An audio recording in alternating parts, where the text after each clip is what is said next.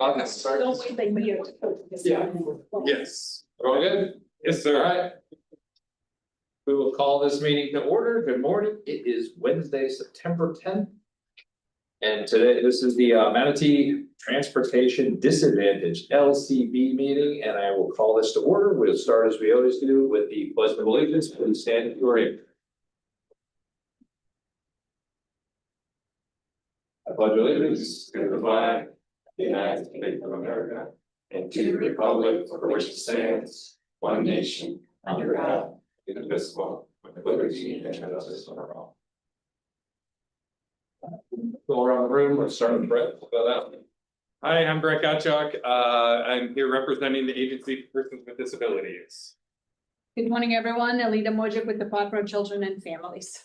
Brenda Gordon with Acca Medicaid. Good morning, my name is Bill Viennes and I am the mobility coordinator for Manatee County Area Transit.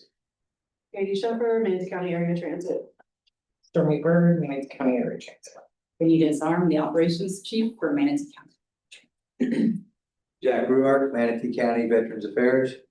Cameron Hodgins with Easter Seal, Southwest Florida. Nick Chiodini, Sarasota Manatee MPO. All right, and I am George Cruz. I'm the chair of Manatee County Commission. Lindsay, do we have quorum? Yeah. We do, all right. Then we will move on. We'll start off with public comments. We have any cards for public comment? No, sir. Is there anybody in the public wanting to give comment? We don't have online comments, right? We don't do online, like call-in comment or anything? No, I mean, they can, but there aren't any. Okay, I just wanna make sure, because I can't see that. Yeah, Okay, with that, then we will close public comment and we're up to adoption of the minutes from the February 5th, 2025 meeting. I'll entertain motions to adopt those minutes. Oh, sorry, this was a typo. It's not adopting a minutes for February 5th, it's adoption of minutes for June 4th, 2025. I'll entertain. I'll make a motion to adopt the minutes. Second, I have a motion by Brett, second by Alida. Alida. Anyone opposed? Okay, no opposition, it is approved unanimously. Moving on to item number 5, which are local presentations. We'll start off with the first presentation. Community Transportation Coordinator Report for Manatee County Area Transit from Stormy and Katie.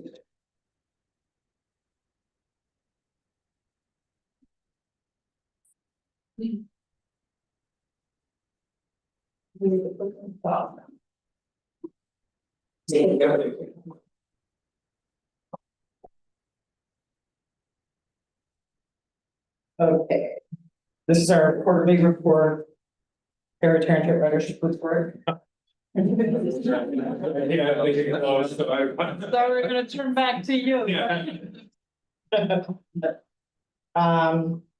For our Manatee Moves Veterans on Demand, we had over 436 trips for the quarter. Our 88 trips. We had 13,638 for the quarter. Ridership's got a little bit. Our TD trips, total of 6941. Those went up, so. Our CCE trips went up for 20. We went down there. Our APD trips, 3,467, those went up for the quarter compared to last year. Our TD trips, 2,723, those went up compared to last quarter. And then our veterans trips were at 14 for the quarter, went down a little bit.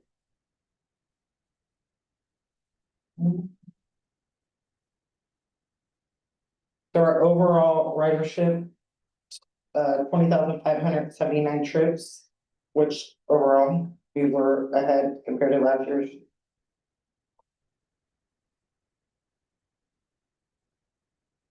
And this is our complaints. We had 2 policy complaints, or I'm sorry, a total of 2 policy complaints, 2 vehicle complaints, 1 schedule, and 5 service. For a total of 12.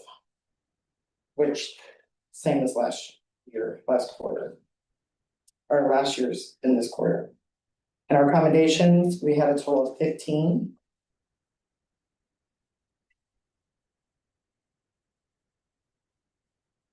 We had 0 unmet trips for this quarter. Last year. We had 1. Our no-shows. Our total were 133 for the quarter. Cancel at door was 287, and our late cancels was 230. Our on-time performance. We shoot for 95%. Our average was 97%, same as last year this quarter.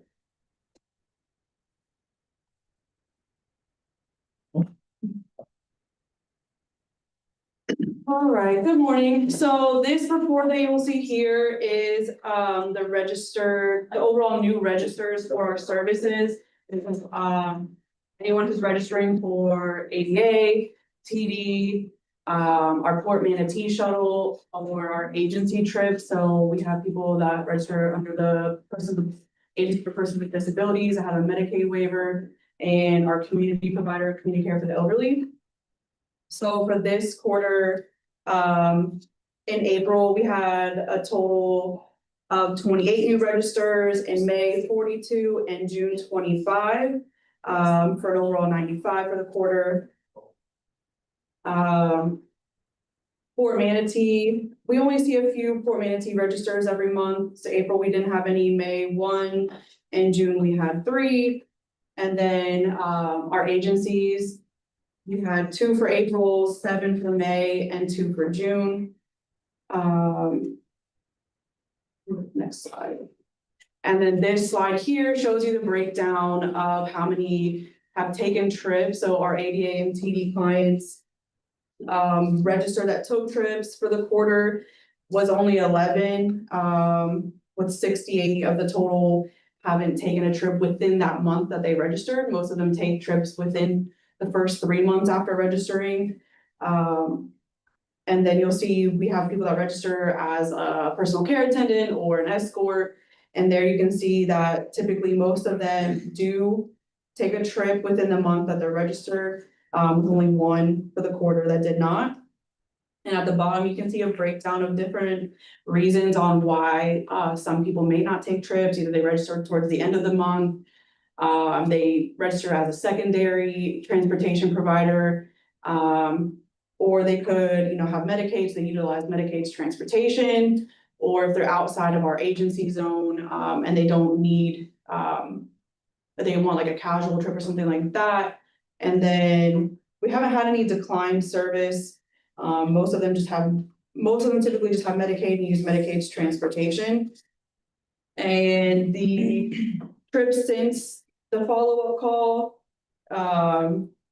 we do those about probably middle to end of the month after someone registers. So this number could be quite higher if we were to maybe wait a little bit longer to see who's taking a trip. Like I said, they typically take a trip in the first 3 months. That's all I have for my report. I just kind of wanted to give an update on something we talked about last meeting. We discussed our no-shows. And so effective this month, we did limit the amount of warnings that we're giving. Typically, if a client had 5 or more late cancellations, cancel a door, no-shows, then they would receive a warning. Now we reduced that to 3. And then instead of 3 warnings and then a suspension, we reduced that to 2 warnings and then a suspension. And then it's 7 days, and subsequently we add 7 days for any additional after.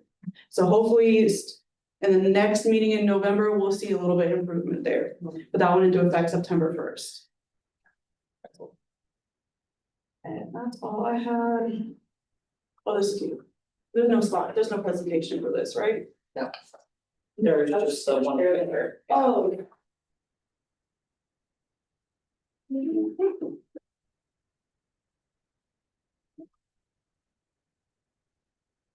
That it? That's it for us, and then No, I have, Stormy's gonna do our AER. yeah, our AER report. Okay. guys can see that. Wait, I'm just making sure, did we put this on screen sharing? Hold on. These pages wouldn't fit into one.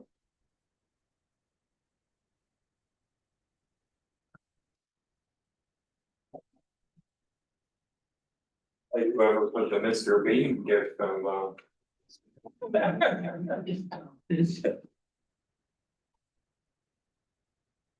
Where did it go?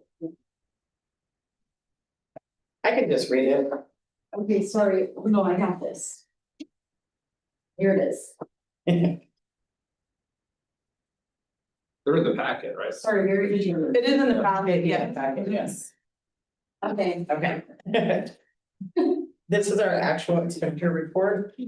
The prior year was 4,362,118.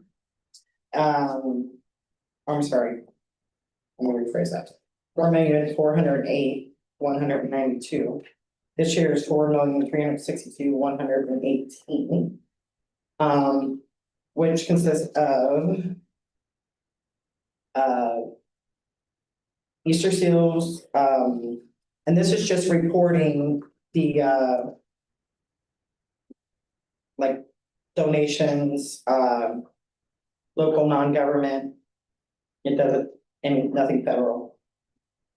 Easter seals was 7,108 prior shift. We did 53,304 trips. Meals on Wood did 263, and Westside Group Home did 239. So Easter Seals is a combination of local non-government and donations. MCAT, we have the ADA, the local government, county cash. Meals on Wheels, their non-government donations and contributions. And their local private pay. Westside Group Home is local non-private pay. And their expenses for Easter Seals was 161,136. MCAT was 3,873,662.69. Meals on Wheels was 325,295.92. Westside Group Home, $2,023.42. For a total of 4,362,118.03. The difference is 46,073.97 compared to last year. And the trips decreased by 977 compared to last year. And that's all I have. Do you have any questions or comments on that? Why do you think the trip numbers have decreased? Um, It wasn't storm. no, this wasn't storm related, yeah, I mean. It's interesting. Do we have less snowbirds? I'm sorry, Do we have less snowbirds maybe? I didn't hear you. Do we have less snowbirds? Oh, maybe it could be, I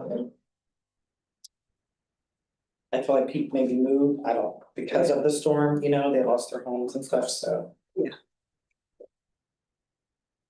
Anything else? No, yeah, that's all I can think of. I would, you wanna do it or you want to? It does, it does and it doesn't incorporate, part of the storm since it's a 1 year. I guess the purpose of the AER is to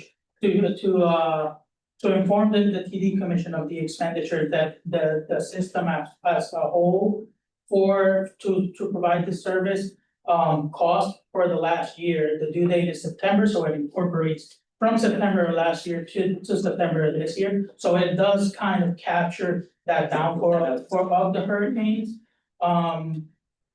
Granted, by now it should be plateauing and back up. We do have, obviously, as everybody here knows, we still have lingering issues from last hurricane, and it seems to be a joke going around saying that everybody in the area had PTSD from last year's hurricane, so that also would probably affect the numbers. I don't know if that answers the question. I also wanted to provide a little bit of context, what the AER is as, for those that have been in this board for a while, know that this is something that doesn't normally come up. We wanted to take the opportunity to bring it up, so everybody see, what goes on in the background, what the agency does, has to, part of the reporting it has to do on a yearly basis. And it also breaks down how much money is being invested in the system, which we don't normally get to see that on a routine basis. So we wanted to bring this up to you guys for, you know, for your knowledge and for you to be aware. Alright, thank you. Anything else? On item 5A? Nope. Alright, then we'll move on to the next presentation, Easter Seals, General Motors grant update. Good morning, everybody. I did put a report in your packet. We were a little slow to get this off the ground, but we finally met with a group of agencies, including representatives from both school districts, just to discuss what's working, what's not working, and how they could be a part of the solution. And my next group of meetings will be with transportation providers. So some of you around the table, you'll see an email from me by Friday for a lunch meeting in a couple of weeks. And then we're gonna have a third meeting, with transportation payors. So those of you who are paying for transportation, and I realize some of these groups overlap. And then before the end of December, we want to bring all three groups together with some solutions-based discussions, just some open dialogue. The group that I met with in August, you know, I think what was most interesting is they all have a lot of capacity themselves with their own vehicles and their own fleets and maintaining it and spending a lot of money doing it. And they were like, well, we think we're part of the solution. And I said, absolutely. And so they want to create a little group of themselves to be putting together some ideas about how they could meet demands that exist outside of some of the other structures in the community, which I thought was super helpful. Senior Friendship Center, I know they're in Sarasota, this is Manatee County, but this is interesting. They have a big grant with transportation dollars available, and they can't find enough people to use the grant to like drive their vehicles. And so I said, well, Is it offered in Manatee County? I think they do come this way. And so I said, we can remedy that, I believe. So they're under the gun to spend, I think it's a couple $100,000 before the end of the year in some of these rides for seniors. And so, you know, I did include somebody from your organization. I'm not sure they came to that meeting, but a lot of it was just, obviously, we're not connecting all the dots, you know, with what we have and what we can do and how we can work better together. So it was a great meeting.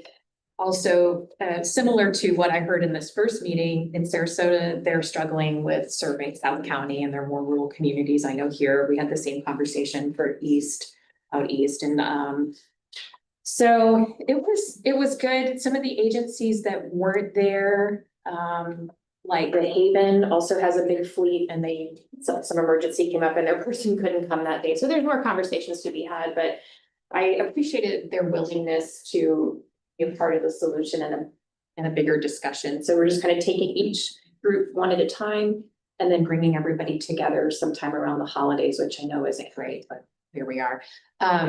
Talking to our Easter Seals folks, the national folks, they are still not sure what GM's motivation is and what's going to happen after this, which I think is pretty interesting. And they kept saying, you know, bring your local GM people to your meetings. I don't even know who that would be, right? Like, you know, we don't have like factories and plants around here like that.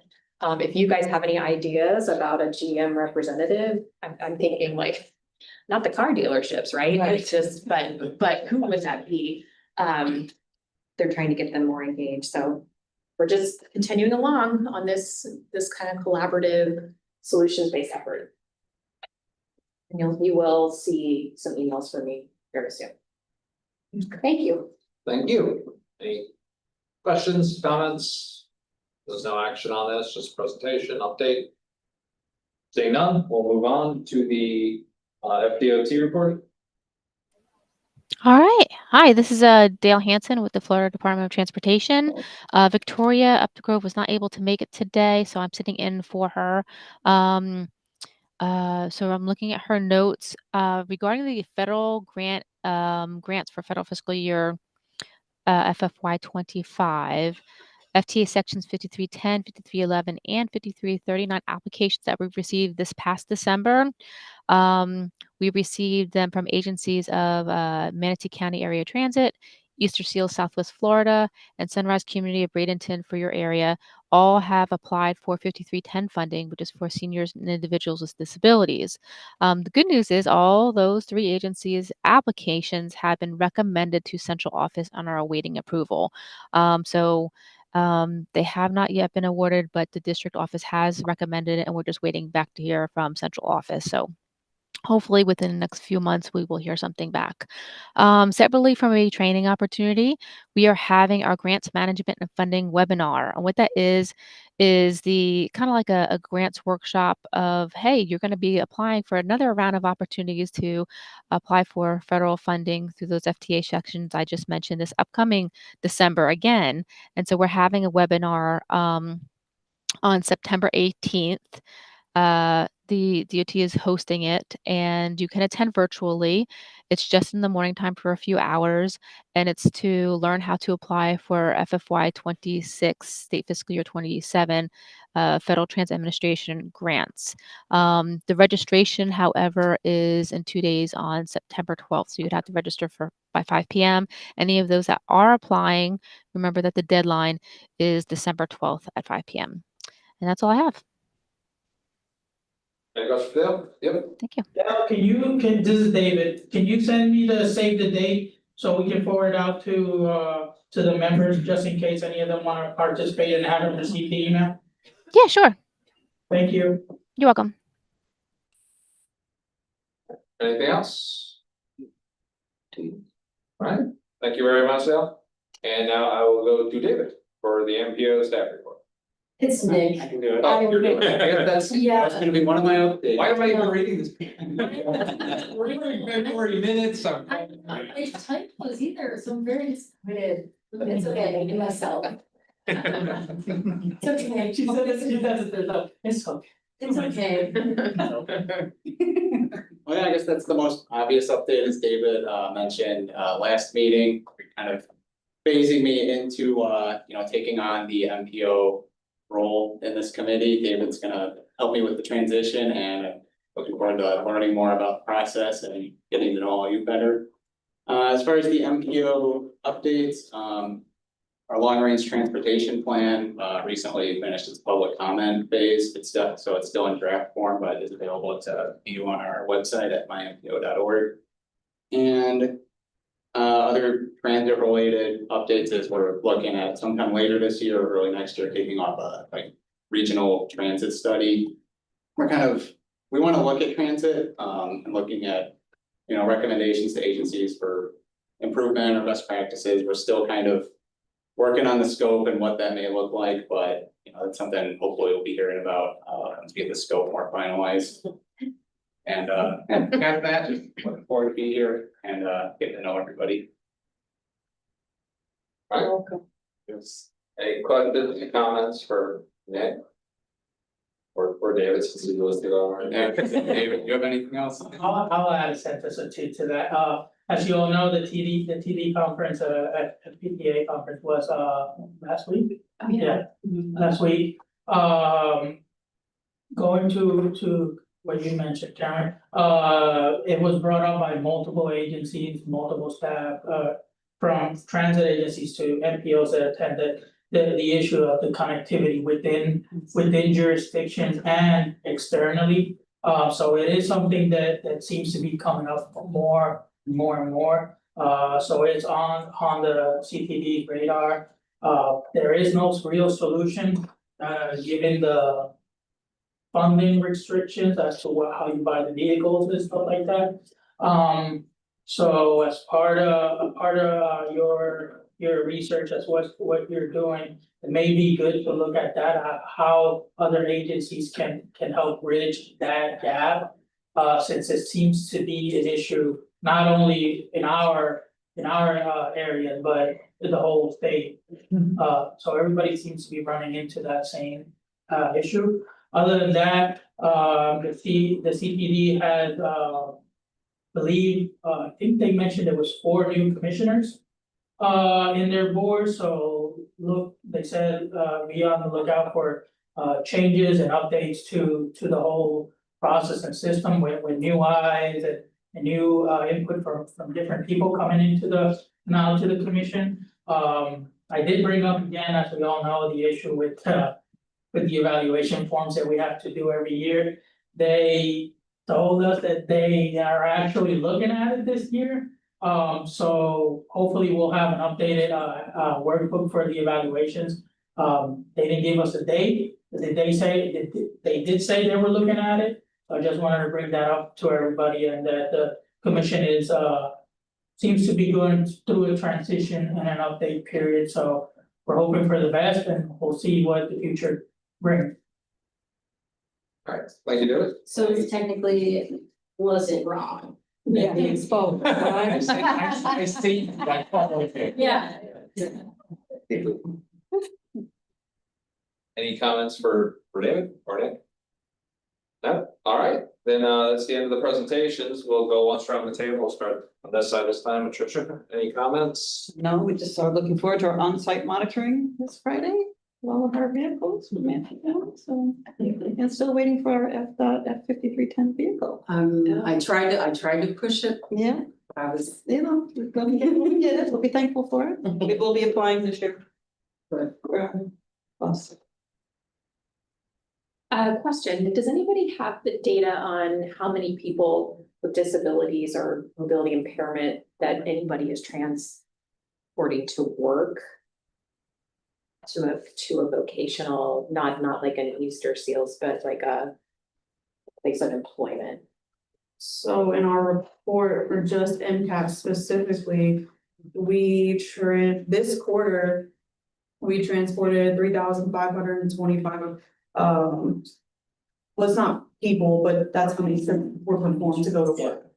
Okay, for employment, and that's not workshop, like. No, that's actual employment. That doesn't include vocational rehab or any like life skill things like that. That's Okay, and that was a quarter. that was for this quarter, April, May, June. Okay, and I was gonna ask about the conference, and did anybody else go? Cause Lisa, anyway, somebody that our Easter Seals person put me in contact with, but it was too late for me to register at that point. But, okay, I'm glad that we're sort of all converging on similar topics. Nope, Manatee Moves continues to grow. We have about just under 1,200 rides so far, and about 300 veterans signed up. So that program we have about 6 veterans a day signing up, so. We did, I did provide that to our client services department for our home delivered meal clients and things like that, so they are. Yeah, the word's getting out more with, we have, well, I don't know how many are veterans, but currently we feed 475 people a week. Yeah. Home delivered meals, I'm sure many of them probably are some veterans in there, so. That is a new thing I did share with the client services, Thank you. yep, so hopefully that will expand. part of the MCAT news and fixed route, we have, I'm sure everybody's aware of. Basically, we're going through complete driver shortage right now. As of yesterday, 21 open positions. So this is affecting us operationally, our services. Each day we go into dispatch and we find out either who's called out or who's on FMLA or workers' comp, what have you. So we've kind of made an executive decision to actually cut specific routes. We're looking at the ridership, if it's low ridership. Kind of what we've done currently, if, we're down and we can't produce, the resources to provide that service, we're having to cut the trolley service, not all of it, but a part of that. Manatee Avenue, East and West, so we've kind of taken a section. We usually utilize 6 drivers to do some of this, so we've kind of broken it down to at least 2 to 4. and then North Manatee, North Palmetto. So we do have a work session in October with the Board of County Commissioners on kind to looking at a way to kind of resolve some of these issues, because with the pay and the neighboring counties in comparison, a lot of our drivers are transferring over to those specific counties. So it is an issue that we're having to deal with, that we've had to deal with within the past few years. And we're just trying to look at other alternative solutions to resolve the issue. At the conference, as David mentioned, one of the high things that a lot of the transit agencies are looking at is the mobility on demand and the kind of direct connect as far as commuting to try to get those to those locations. If we were to completely eliminate those routes, we'd have to have some type of form of transportation to those people that, you know, they're no longer able to provide that route to. So we have to have like kind of a direct connect to meet to a hub or to get to those stations. So it's something that we are definitely looking at. It's a big issue for us. And we have a consulting crew that's kind of looking at, if that happens, what specific routes from the ridership would they cut? So that's something that we're kind of investigating. Do you guys use corporate enterprise, or any other van share or shuttle services? No, currently everything that we do is in-house. Yeah. So, Have you heard about the enterprise? there's actually other like TNCs Yeah. that we do, you know, utilize for that. So a lot of that too, we have to look at kind of the federal regulations, because there's only one that's actually in compliance, which would be user, but other TNCs, we just have to make sure that we are compliant, because we do have those 5310 vehicles and we have the federal, you know, vehicles. So we just have to make sure that we do not utilize the vehicle specifically for that. This Manatee moves, that's something that's coming through general funds. So we have to look at, you know, things like that. But that's kind of what's going on with the service. The other, we just had our trying to review through the Federal Transit Administration. We did very well on that. Actually, we only had like 4 findings. One of them right away we were able to resolve. That's we pretty much we had reduced the service on the island by partnering with Breeze and utilizing their service via. But because we did that, we rid of the Longboat Key shuttle. So FTA, they said, basically, you still have to provide that service as if, you know, because the trolley service is out there, you have to make sure it's compatible to that. So we had to re-advertise, bring the service out there. So if you see anyone that's on the island that's interested in Sunday or holiday service on the island, this is readily available to them. So we have to actually show to the federal government that someone is actually utilizing the service and we're putting it out there for them. The other issues was, I guess it was something on procurement that was resolved. A drug and alcohol, just to show that we're actually actively doing that and the employees are aware of it. That was resolved also. And then the other one was our disposal of vehicles, and that was resolved also. So yeah, that was a good thing for us, because normally we have a list that's a mile long, but the very short findings that they had, you know, on that. So that's all I can bring you. Nothing. I have no new updates. We do have a new mobility coordinator. I know last meeting, you know, we told you we had a vacancy. So our new mobility coordinator, Leo Vienna, is here and open to travel training, and he's going to be helping with assessments to try to combat some of the ridership that we're seeing on the handy bus, to make sure there's no abuse, and, you know, try to help get down the no-shows and things like that. You move with the coordinator here.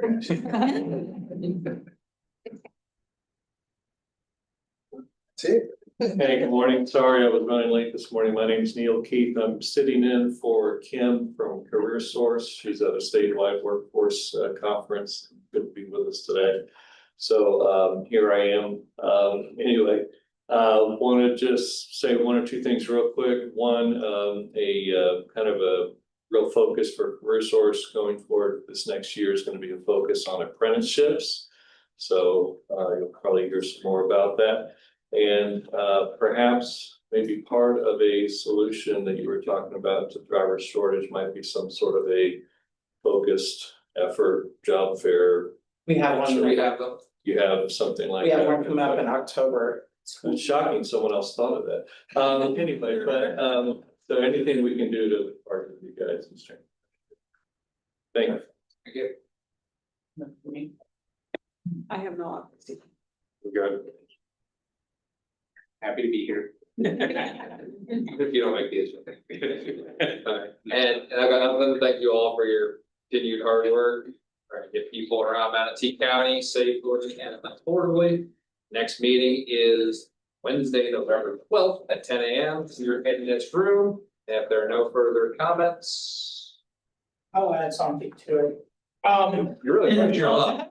This is why we have a day. I just remembered when I saw the November 12th, yes, it is still gonna be here, but I figured I would give an update to everybody. September 16th, our new lease agreement will be going to Manatee County Board of County Commissioners for the final approval. We are looking at moving, obviously, probably towards the end of the year, beginning of next year. We can do it before that, we'll let everybody know, but as far as what the meetings that are scheduled, that we'll continue to have them here, I just wanna let everybody know. The new office space, which is probably the question everybody has right now, it'll be off State Road 70. Yes, right across the street from Manatee Tech. So it's closer to the highway, still within the both counties, area that is easier access. So once we have more information, we'll let everybody know. Probably on the November meeting, we'll have a more definitive answer, but I just wanted to mention that real quick. Well, it's coming up on our next agenda, so that should be finalized by next week. You should know what's going on there. All right, get out of here so the landlord puts all your stuff out. Pretty much, Yes. All right, if there's nothing further, we are adjourned. Thanks for going.